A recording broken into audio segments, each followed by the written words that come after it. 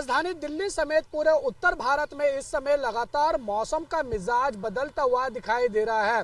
सुबह और रात के समय जहां लोगों को हल्की गुलाबी ठंड का एहसास हो रहा है, तो वहीं दिन के समय लोगों को इतनी गर्मी का एहसास हो रहा है कि मानो जैसे मार्च और अप्रैल का महीना चल रहा हो।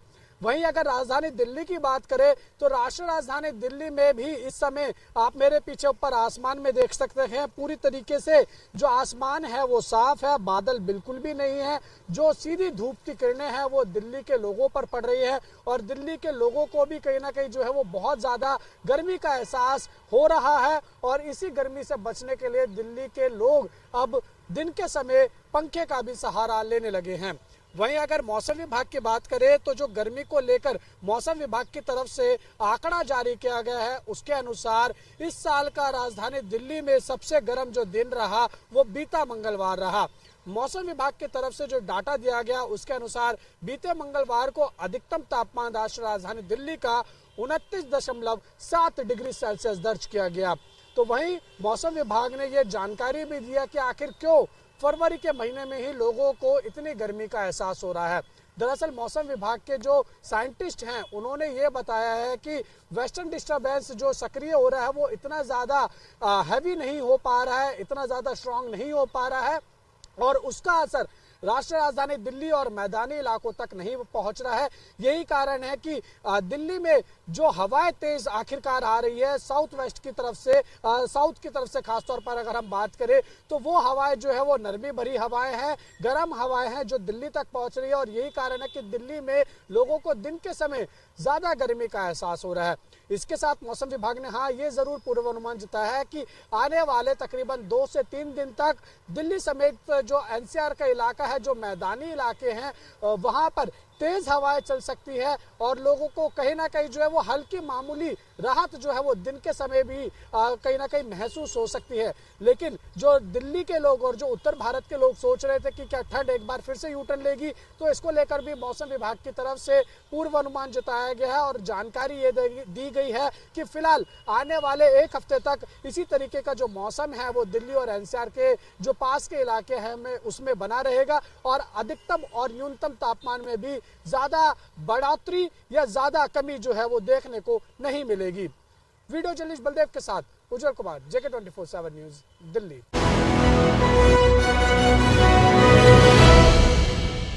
नमस्कार, आप देख रहे हैं हमारा विशेष प्रोग्राम सिटी रिपोर्टर देहरादून से। मैं संचित शर्मा एक बड़ी खबर को लेकर के आपके सामने और हम बात करेंगे इस बार के होने वाले बजट सत्र की। बात बजट सत्र की करें तो 18 फरवरी से लेकर 24 फरवरी तक बजट सत्र होगा, लेकिन इस बार जो बजट सत्र होगा वो पूरी तरीके से पेपरलेस होने जा रहा है। सभी विधायकों की टेबल पर टैबलेट रखा होगा और जो पहले विधानसभा सत्र होते थे उसमें कागजों का जो पुलिंदा था उसको हटा करके अब सब डिजिटल कर दिया गया है। विधानसभा में होने वाले बजट सत्र को लेकर के जो तैयारियां हैं वो पूरी कर ली गई है और करीब 500 से अधिक प्रश्नों को जवाब के लिए विधायकों ने प्रश्न लगाए हैं। इन्हीं सभी चीज़ों को लेकर के इस बार का बजट सत्र होने जा रहा है।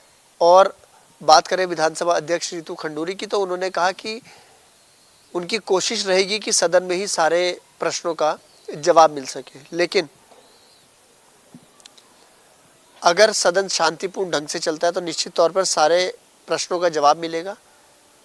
और साथ ही साथ उन्होंने ये भी कहा कि उत्तराखंड में होने वाले बजट सत्र को लेकर के जो बुद्धिजीवी और तमाम अन्य वर्गों से जो बात की गई है, उन्हीं सभी चीज़ों को लेकर के जो सुझाव आए हैं, एक बेहतरीन और एक सरल बजट इस बार जनता के लिए वो पेश करेंगे। कैमरा पर्सन वीरेंद्र थपलियाल के साथ JK 24/7 के लिए देहरादून से संचित शर्मा।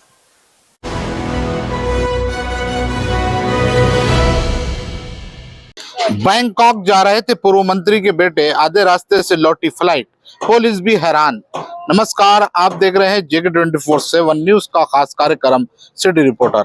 मैं हूं इरशाद अहमद। आज बात करते हैं खासतौर से महाराष्ट्र के पूर्व मंत्री तानाजी सावंत के बेटे जो ऋषिराज सावंत की बैंकॉक ट्रिप अचानक हाई वोल्टेज ड्रामे में बदल गई। एक फोन कॉल के बाद फ्लाइट आधे रास्ते से वापस पुणे लौट आई और पुलिस तक हरकत में आ गई। आखिर ऐसा क्या हुआ था, उस पर हम बात करते हैं। ऋषिराज अपने 2 दोस्तों के साथ चार्टर्ड फ्लाइट से बैंकॉक के लिए रवाना हुए थे, लेकिन परिवार को इस ट्रिप की कोई जानकारी नहीं थी। जब ऋषिराज से संपर्क नहीं हो पाया तो उनके परिवार वालों ने किडनैपिंग की रिपोर्ट दर्ज करवा दी। पुलिस को लगा कि पूर्व मंत्री का बेटा लापता हो चुका है। रिपोर्ट मिलते ही एयरपोर्ट अथॉरिटी को अलर्ट भेजा गया और तुरंत ही चार्टर्ड फ्लाइट को पुणे वापस बुलाने का फैसला किया गया। जैसे ही प्लेन पुणे एयरपोर्ट पर उतरा, सीआईएसएफ जवानों ने अंदर जाकर तीनों युवकों को बाहर निकाला। इस दौरान फ्लाइट में जमकर ड्रामा हुआ। ऋषिराज और उनके दोस्तों ने पायलट से तीखे सवाल भी किए, लेकिन पायलट ने साफ कहा कि वो सिर्फ निर्देशों का पालन कर रहे थे। पुलिस के अनुसार तानाजी सावंत को एक अज्ञात कॉल आया, जिसमें कहा गया कि उनके बेटे को कुछ लोग जबरन ले जा रहे हैं। घबराए हुए मंत्री तुरंत पुलिस कमिश्नर के पास पहुंचे और अपहरण की शिकायत दर्ज करवा दी। इसके बाद खासतौर से अब सवाल उठता है कि क्या ये गलतफहमी थी या फिर इसके पीछे कोई और सच्चाई छुपी है।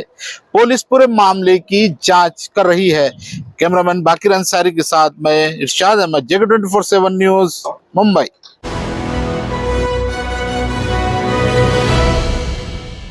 नमस्कार, आप देख रहे हैं सिटी रिपोर्टर। मेरे साथ मैं हूं संदीप गोयल। फरीदाबाद में बीते दिन एक 4 साल की मासूम बच्ची के साथ दुष्कर्म के मामले में अब पुलिस ने एक आरोपी को गिरफ्तार किया है। दरअसल मामला सामने आने के बाद से लगातार लोगों में नाराज़गी देखने को मिल रही थी और कई बीजेपी से जुड़े हुए नेता हों चाहे फिर हिंदू संगठन के लोग लगातार पुलिस पर दबाव बनाने का काम कर रहे थे। इसी को लेकर हिंदू संगठन की ओर से भी फरीदाबाद के पुलिस कमिश्नर के दफ्तर पर जाकर प्रदर्शन किया गया, जिसके बाद पुलिस अब लगातार आरोपियों की तलाश कर रही थी। अब पुलिस ने एक 22 साल के जावेद नाम के युवक को गिरफ्तार करने का काम किया है। पुलिस ने इस पूरे मामले में एसआईटी की टीम गठित की गई, जिसमें कई पुलिसकर्मियों की ड्यूटी लगाई गई, जिसके बाद से जहां बच्ची घर से गायब हुई थी उसके आसपास के सीसीटीवी फुटेज खंगाले गए और जावेद नाम के एक 22 साल के युवक को फरीदाबाद के कुरैशीपुर से गिरफ्तार करने का काम किया है। पुलिस की जानकारी के मुताबिक 22 साल का जावेद जो है कुरैशीपुर में छुपा हुआ था और वहां वो कबाड़े बीनने का काम कर रहा था। कबाड़ा बीनते बीनते उस बच्ची से संपर्क हुआ और उस बच्ची को वहां से बहला फुसला कर जंगलों में ले गया और उसके साथ दुष्कर्म की वारदात को अंजाम देकर उसको लहूलुहान अवस्था में ही वहीं पर फेंक कर भाग निकला। ऐसे में जब वहाँ पर एक व्यक्ति गुजर रहा था तो बच्ची की जानकारी उसने पुलिस को दी और पुलिस ने अस्पताल में इलाज को भेजने का काम किया। पुलिस ने अब पूरे मामले में जानकारी देते हुए बताया कि आरोपी को गिरफ्तार करने के बाद अब आगे की जांच शुरू कर दी है। तो वहीं आरोपी का नाम जावेद बताया जा रहा है। अब इस पूरे मामले के बाद से हिंदू संगठन भी लगातार सवाल खड़े कर रहा है कि आखिर इस तरह के मामले क्यों बढ़ते जा रहे हैं। पुलिस अब इस पूरे मामले में क्या कुछ आगे कार्रवाई करती है ये देखने वाली बात होगी, लेकिन इस मामले के बाद से लगातार जो है मामला जो है तूल पकड़ता जा रहा था और लोग कैंडल मार्च निकाल कर ऐसे आरोपी को फांसी की सज़ा देने की मांग कर रहे हैं। सहयोगी राकेश के साथ संदीप गोयल, जगह 24/7 न्यूज़, फरीदाबाद।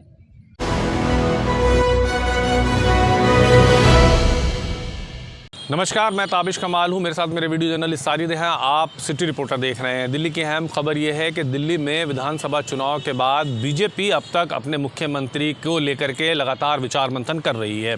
हालांकि अपोजिशन की तरफ से कई आरोप भी लगाए जा रहे हैं। अपोजिशन यानी कांग्रेस और आम आदमी पार्टी कह रही है कि बीजेपी के पास चेहरा ही नहीं है और इसलिए वक्त लगाया जा रहा है।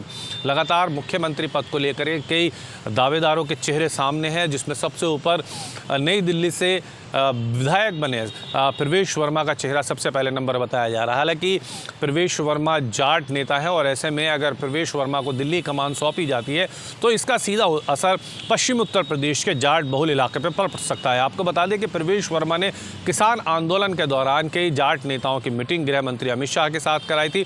उस दौरान भी ये प्रतीत हुआ था कि प्रवेश वर्मा की जाट नेताओं में अच्छी पकड़ है। हालांकि दूसरे चेहरे की अगर बात कर ली जाए, अगर पार्टी महिला चेहरों पर दांव लगाती है तो ग्रेटर कैलाश से कैबिनेट मंत्री सौरभ भारद्वाज को हराने वाली शिखा राय भी इस वक्त कहीं ना कहीं रेस में दौड़ रही हैं। शिखा राय चूँकि पंजाबी बहुल समाज से आती हैं और ऐसे में बीजेपी ये विचार कर सकती है कि पंजाबी महिला को दिल्ली का मुख्यमंत्री बनाया जा सकता है। वहीं दूसरी तरफ अगर देखा जाए तो शालीमार बाग से रेखा गुप्ता इस बार जीती हैं। हो सकता है कि पार्टी इस बार रेखा गुप्ता को दिल्ली की कमान सौंप सकता है। वहीं अगर बात की जाए तो दिल्ली के अंदर कई बड़े चेहरे हैं जो लगातार रेस में बने हुए हैं, जिसमें से विजेंद्र गुप्ता जो इस वक्त विधानसभा में नेता प्रतिपक्ष थे बीजेपी के, वो रोहिणी से विधायक बने हैं, लगातार तीसरी बार वो चुनाव जीत कर आए हैं। ऐसे में वो भी कहीं ना कहीं रेस में बने हुए हैं। हालांकि अगर बात कर ली जाए तो पूर्व प्रदेश अध्यक्ष सतीश उपाध्याय मालवीय नगर से जीत कर आए, उन्होंने सोमनाथ भारती को हराया है। ऐसे में उनका नाम भी लगातार कहीं ना कहीं चर्चा में बना हुआ है। ऐसे में कई बड़े चेहरे हैं जिनका नाम लगातार चर्चा में बना हुआ है। हालांकि उम्मीद ये जताई जा रही है कि प्रधानमंत्री अपना विदेशी दौरा खत्म करके भारत आ चुके हैं और आज कोई फैसला देर रात तक हो सकता है। वीडियो जर्नलिस्ट साद के साथ ताबिश कमाल, दिल्ली।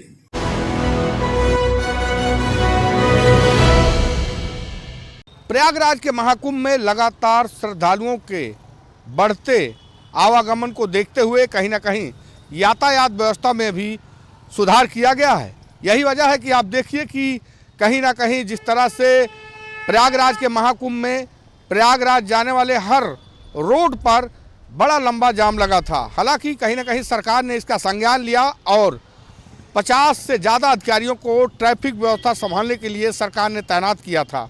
और शायद यही वजह है कि कहीं ना कहीं अधिकारियों ने मौनी अमावस्या के बाद से सीख लेते हुए लगातार श्रद्धालुओं की सुविधा के लिए यातायात को सुगम बनाने के लिए कार्ययोजना तैयार की। और शायद उसी कार्ययोजना की देन है कि अब प्रयागराज के महाकुंभ में जो ट्रैफिक का दबाव है वो कम हुआ है।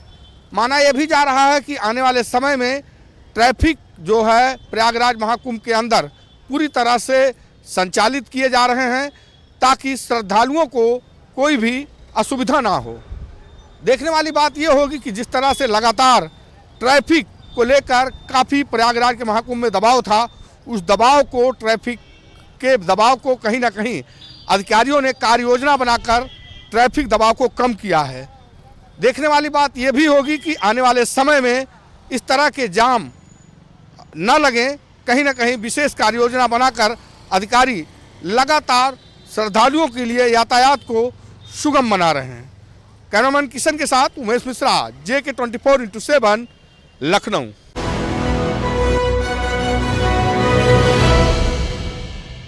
प्रयागराज में पूरे देश और दुनिया से श्रद्धालु पहुंच रहे हैं और आस्था की डुबकी लगा रहे हैं। वहीं अब तक 48 करोड़ से ज़्यादा श्रद्धालुओं ने प्रयागराज महाकुंभ में आस्था की डुबकी लगा चुकी है। मैं आपको बताना चाहूँगा कि छत्तीसगढ़ के मुख्यमंत्री विष्णुदेव साय अपने कैबिनेट के सहयोगियों के साथ महाकुंभ स्नान के लिए निकले और प्रयागराज एयरपोर्ट पहुँचे। प्रयागराज एयरपोर्ट से मुख्यमंत्री बस के माध्यम से संगम तक जाने के दौरान भजन कीर्तन गाया। उसके बाद प्रयागराज संगम पहुँचे जहां उन्होंने आस्था की डुबकी लगाई। वहीं आस्था की डुबकी लगाने के साथ साथ उन्होंने महाकुंभ में गंगा मैया की आरती भी किया। इसके बाद सरोज पांडे से जब बात की गई तो मीडिया के सामने सरोज पांडे ने कहा कि महाकुंभ को लेकर राहुल गांधी महाकुंभ में स्नान करने के लिए नहीं पहुंचे हैं। इस सवाल पर उन्होंने कहा कि राहुल गांधी को अगर हिंदू हैं तो महाकुंभ में आस्था की डुबकी लगाने पहुंचना चाहिए। वहीं उनके साथ जो है छत्तीसगढ़ के विधानसभा अध्यक्ष, सांसद, मंत्री, विधायक सहित तमाम लगभग 180 कैबिनेट के सहयोगी साथ में प्रयागराज कुंभ स्नान के लिए पहुँचे हुए हैं। कुंभ स्नान के बाद उन्होंने छत्तीसगढ़ के सुख समृद्धि के लिए गंगा मैया से कामना किया और आने वाले समय में छत्तीसगढ़ में अच्छे विकास कार्य हो और छत्तीसगढ़ के साथी स्वस्थ रहें और अच्छे विकास करें, इसको लेकर भी गंगा मैया से उन्होंने कामना किया है। कैमरामैन पीयूष चौधरी के साथ JK 24/7 के लिए विपत सारथी, रायपुर।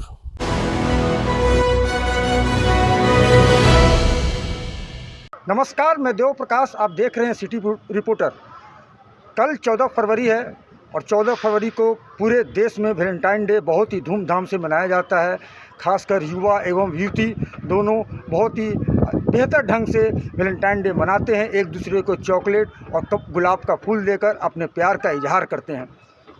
कल 14 फरवरी को राजधानी पटना में भी वैलेंटाइन डे मनाया जाएगा, लेकिन हिंदू शिव भवानी संगठन के द्वारा एक फरमान जारी किया गया है कि राजधानी पटना में अगर वैलेंटाइन डे जो भी युवक एवं युवतियां मनाएंगे उस पर कड़ी नज़र रखी जाएगी और उसे डंडे से पीटे जाएंगे।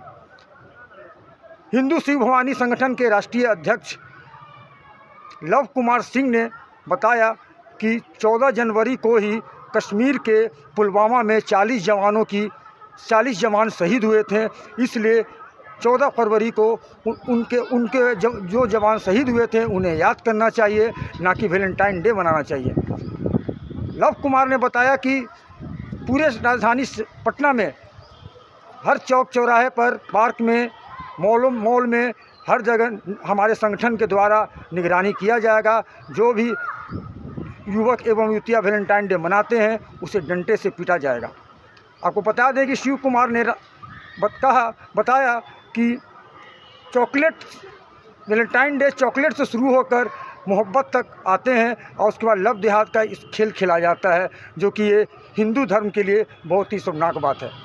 इधर पटना की सिटी एसपी स्वीटी सिंह ने बताया कि अगर दंगा फैलाने वाले को उस पर कड़ी नज़र रखी जाएगी। वैलेंटाइन डे जो मना रहे हैं वो शांति प्रिय मना रहे हैं तो सही है, लेकिन उससे रोका गया और दंगा फैलाने वाले पर कड़ी नज़र रखते हुए उसे गिरफ्तार किया जाएगा। और सिविल ड्रेस में, खासकर मॉल में, पार्कों में, रेस्टोरेंट में सिविल ड्रेस में पुलिस तैनात रहेंगे एवं किसी भी अप्रिय घटना न घटे, इसके लेकर पुलिस की पूरी तैयारी हो रही है। अब देखना होगा कि कल 14 फरवरी है, वैलेंटाइन डे के दिन हिंदू शिव भवानी संगठन के द्वारा क्या किया जा रहा है और वैलेंटाइन डे मनाने वाले पर किस प्रकार से उसको रोका जाएगा। और तो कल 14 फरवरी है, देखा जाएगा कल क्या होता है। कैमरा पर्सन अजय के साथ देव प्रकाश, JK 24/7 न्यूज़, पटना।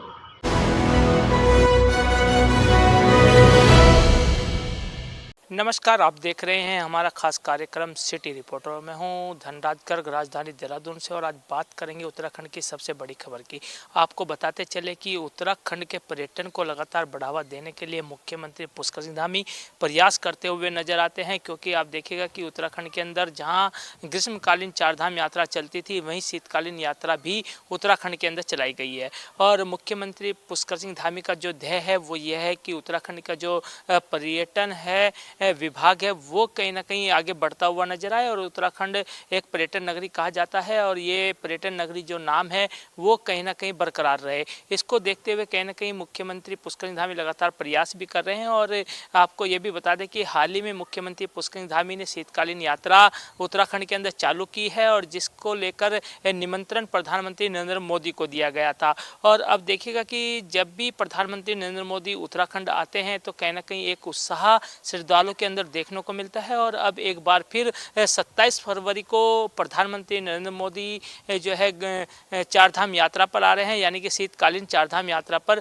प्रधानमंत्री 27 फरवरी को उत्तराखंड में आएंगे। और कहीं ना कहीं उत्साह अब श्रद्धालुओं के अंदर कहें या फिर कहा जाए उत्तराखंड वासियों के अंदर या फिर जो व्यापारी हैं उनके अंदर कहीं ना कहीं उत्साह देखने को मिलता है, क्योंकि प्रधानमंत्री नरेंद्र मोदी का जो लगाव है उत्तराखंड से वो अलग ही देखने को मिलता है। पहले भी कई बार प्रधानमंत्री नरेंद्र मोदी उत्तराखंड आ चुके हैं और एक बार फिर 27 फरवरी को उत्तराखंड आ रहे हैं। तो कहा जा सकता है कि अब शीतकालीन यात्रा को बढ़ावा देने के लिए लगातार जो प्रयास किए जा रहे हैं वो सफल होते हुए नजर आ रहे हैं, क्योंकि जब प्रधानमंत्री नरेंद्र मोदी उत्तराखंड या चारधाम यात्रा पर आएंगे तो लाजमी है कि वो कहीं ना कहीं श्रद्धालुओं में एक उत्साह जरूर बढ़ने का काम करेंगे। और लगातार इसी कारण से देखा जाए तो कहीं ना कहीं प्रधानमंत्री नरेंद्र मोदी लगातार उत्तराखंड आते भी रहे हैं।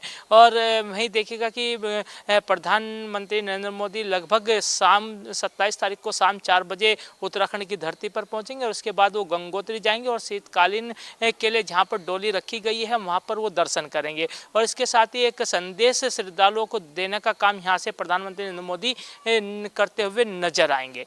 कैमरामैन वीरेंद्र थपलियाल के साथ धनराज गर्ग, JK24/7 न्यूज़, देहरादून।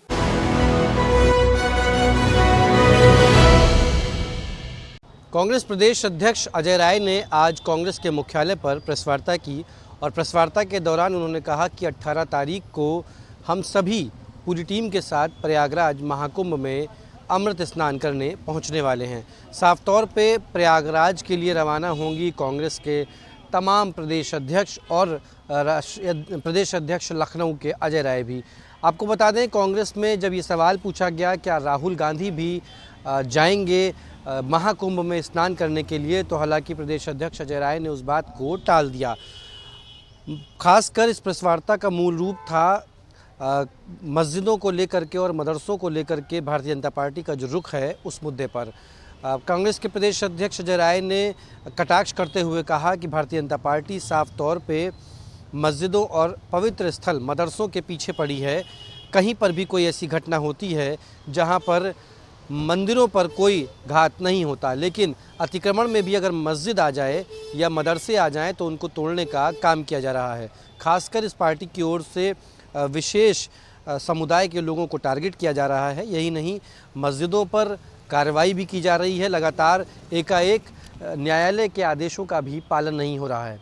सरकार को घेरते हुए अजय राय ने कहा कि हम लगातार इस पक्ष में हैं कि सरकार अतिक्रमण के खिलाफ अभियान चलाए और अतिक्रमण के खिलाफ कार्रवाई करे, लेकिन इस कार्रवाई को एक पक्षीय न करते हुए सिर्फ मुसलमानों को टारगेट न किया जाए और साथ ही साथ जो मस्जिदें और मदरसे तोड़े जा रहे हैं उनको देखते हुए जो भूमिका बनाई जा रही है वो बेहद गलत है, जिससे समाज में गलत संदेश जा रहा है।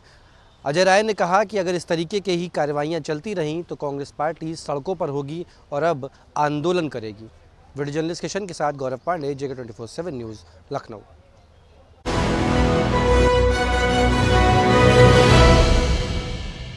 लखनऊ विकास प्राधिकरण का अनोखा खेल है। जोन 7 हो चाहे जोन 6 हो, चाहे 1 हो 2 हो, हर जगह LDA न्यायालय द्वारा सीलिंग का आदेश पारित होता है, मगर जोनल अधिकारी से लेके AE और JE तक इस आदेश का अनुपालन नहीं करते हुए नज़र आते हैं, बल्कि इमारत को बनवाते हुए नज़र आते हैं। ख़ास तौर पे चौक के इलाके में अगर आप देखें तो गोल दरवाजे के आसपास बहुत से अवैध निर्माण हो रहे हैं, मगर सीलिंग का आदेश होने के बाद भी LDA न्यायालय द्वारा आदेश पारित हो चुका है, मगर जोनल अधिकारी से लेके AE JE कोई भी आदेश को पारित और अनुपालन नहीं करते हैं। इसी का हाल अगर आप देखने आ जाए, 83 बिल्डिंग इसी तरीके से 20 वर्षों में बनी, उनमें हाई कोर्ट बड़ा सख्त हुआ। फ़िलहाल इससे भी नसीहत ना लेते हुए लखनऊ विकास प्राधिकरण के जितने भी JE AE हैं किसी भी जोन के, वो कोई नसीहत नहीं ले रहे हैं। अब फ़िलहाल तमाम शहर के हर इलाके में अवैध निर्माण ज़ोरों शोरों से चल रहा है, जिस पर कोई भी अंकुश लखनऊ विकास प्राधिकरण ने नहीं लगाई है अब तक। देखने वाली बात है कि हाई कोर्ट के सख्त रवैये के बाद भी क्या अगले 10 वर्षों में, 5 वर्षों में फिर लखनऊ कॉन्क्रीट यानी पथरीले शहर में तब्दील हो जाएगा, जहां पर इस तरीके से अवैध निर्माण ज़ोरों शोरों से चल रहे हैं। आवासीय नक्शे पर कमर्शियल अपार्टमेंट और कमर्शियल दुकानें बनाई जा रही हैं। खुले तौर पर प्राधिकरण के नियमों का जो है अनुपालन नहीं हो रहा है, उसकी धज्जियाँ उड़ाई जा रही हैं और इसमें सहयोगी जो होते हैं जोनल अधिकारी, AE JE। आखिरकार ये लखनऊ विकास प्राधिकरण के जितने भी अधिकारी हैं, क्षेत्रीय अधिकारी हैं, जोनल अधिकारी हैं, इन पर कब गाज गिरेगी, कब कोर्ट सख्त होगी, कब शासन सख्त होगा, कब मुख्यमंत्री निर्णय लेंगे कि इस तरह के अधिकारियों पे अंकुश लगाया जाए या इनको सज़ा दी जाए या इनको ऐसी सज़ा दी जाए कि आने वाली नस्लों में या कोई और अधिकारी अगर हो तो इस तरह से अवैध निर्माणों पे अंकुश लगाए, ना कि उसको बढ़ावा दे। कैमरा किशन के साथ रजा अब्बास, लखनऊ, JK न्यूज़।